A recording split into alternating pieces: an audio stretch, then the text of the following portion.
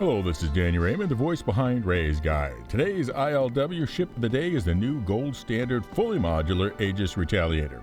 The first ship to realize CIG's promise of enhanced user-facing modularity that dates all the way back to November 29th, 2014 as the $65 million fundraising stretch goal. And if you think that's the oldest unmet stretch goal, think again. The $64 million stretch goal was pets.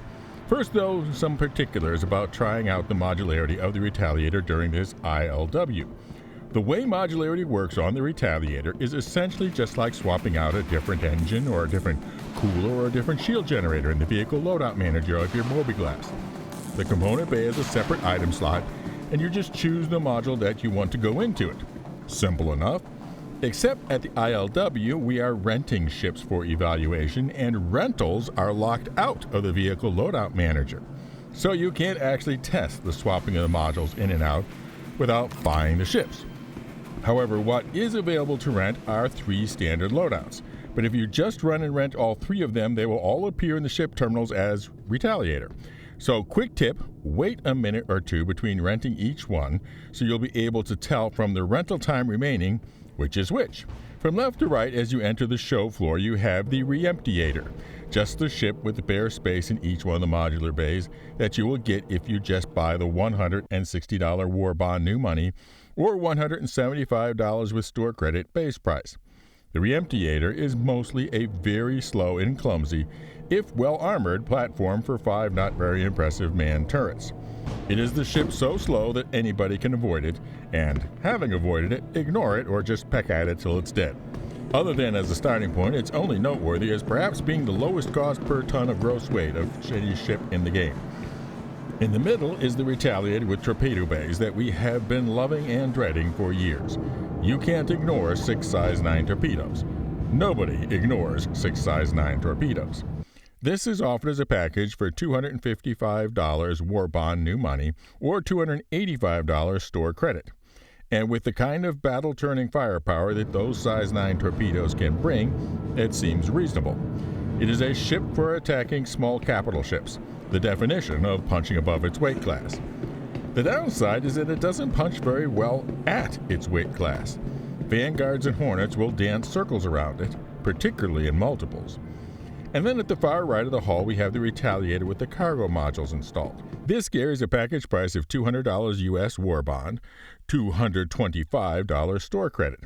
There is also a package price that includes both the torpedo modules and the cargo modules, as well as the promised future dropship module and passenger cabin modules for $360 war bond or $400 store credit.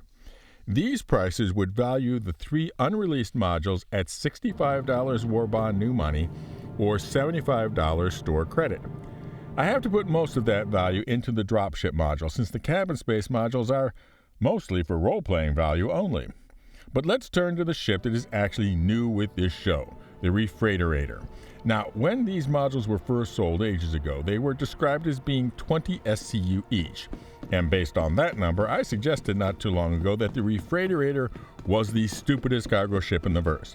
Now, with the released versions, though, the CIG designers have managed to make the cargo lifts 3 units wide instead of just 2.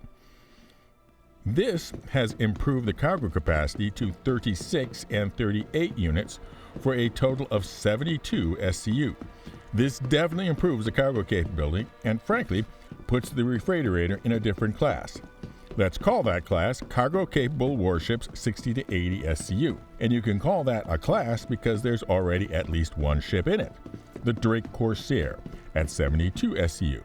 So I think that would be an informative comparison, the Refrieghtorator and the Corsair. First, the price. The Corsair typically sells for $250 store credit, and if they do a war bond special at this sale, it will likely be at $225. So the Refrieghtorator is slightly less expensive than the Corsair. Second is armor, which Aegis is a very strong on, and Drake has a reputation for paper-thin hulls. So without even trying to compare the numbers, it's definitely the advantage to the Refrieghtorator.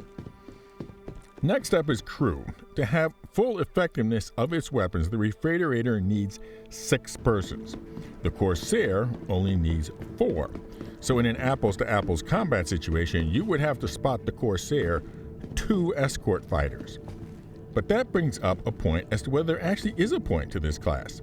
If I really had that dangerous of a cargo drop, why not bring a Freelancer or Spirit C1 and 5 escort fighters? But that's kind of a digression from what we're discussing right now. But what if you have to work with less than a full crew? Putting together a crew of 4 or 6 is not easy. The Corsair has a formidable portion of its firepower available to just the pilot. The Refrieghtorator has none. Advantage Corsair. Next is a subject I think a lot of people aren't giving the importance it deserves, and that is speed of loading. And that particularly goes for this class of ships, as CIG has said that the smaller outposts that we will be going to for these smaller jobs will not have enclosed hangars, and will instead have a cargo elevator adjacent to the landing pad. That means that our cargo loading will have to be manual, and we will be exposed while we are doing it. And if the delivery is hazardous enough to feel that we need to be bringing a combat ship to it, every moment saved is precious. Because of the 2 separate lifts and the odd-numbered width of the Refrigerator, it will be harder and slower to load than the Corsair's single, fairly wide loading ramp. Advantage Corsair. This also applies to vehicle loading. Although much improved from what might have been possible under the originally sold lifts, the Refrigerator can carry large bikes and small buggy-class vehicles, but cannot carry large buggies or rovers like the Corsair's single large cargo bay can. And this is now a huge difference because of the new availability of the medical Ursa rover. I suspect that most players that have already spent enough to have purchased a Corsair or Retailiator will want to spend the extra to bring a medical bed in it. So I would say that the Corsair is the better combat ship with cargo capabilities in this range. The Refrieghtorator has mostly the advantage if you don't really need this kind of ship very often, so it makes just sense to convert your Retailiator to it on those rare occasions. But if then, why not just go with a more broadly useful ship like the Spirit C1 and then supplement it with escort fighters if you need that much firepower? And then just one size class up at pretty much the same price, we have the Constellation family of ships. So again, this is all mostly exciting for the concept of modularity in the future, and not for this particular choice at this particular show. The future dropship module and the others that I and others, including CIG, have speculated about, all show much more potential, and that's good. And now for an update on our giveaways, we have a special membership to help cover travel costs. I have the channel have live CitizenCon coverage with its own giveaway for a Hull C. And yes, I will be giving away that colossal cargo container carrying craft, even if our live CitizenCon coverage has to be remote. Plus, the regular Grow the Channel ship giveaways for giving some lucky player the Zippy Zazzy Zaptive Zephyr, the Zeus 2 cargo, or the marvelous multiplayer multi-role mining meta, the Arasta. One entry per video for these, just be a member for automatic entry, or subscribe and comment with the secret word. And the secret word for this video is the funding goal that triggered modularity. Fly safe, keep it real, and I'll see you in the verse. This is Daniel Raymond for Ray's Guide.